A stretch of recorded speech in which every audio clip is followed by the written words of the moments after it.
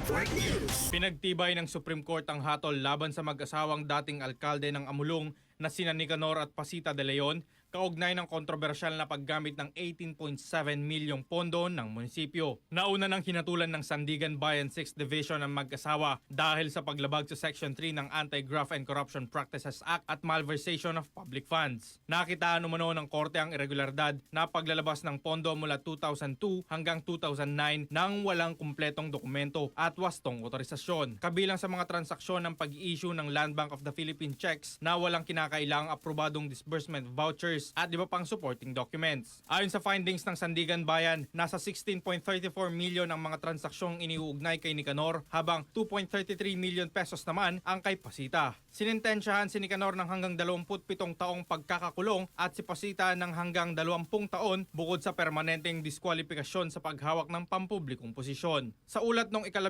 ng Agosto, inuulat na ibinasura ng Supreme Court ang apela ng mag-asawa at pinanatili ang desisyon ng Sandigan Bayan. Nagsimula ang kaso sa mga transaksyong isinasagawa noong mga panahong nagsisilbi silang alkalde ng Amulong mula 1996 hanggang 2010. Kasama nyo sa 98.5 IFM Kawayan, Idol Stanley Talatad, Tatak Aremen.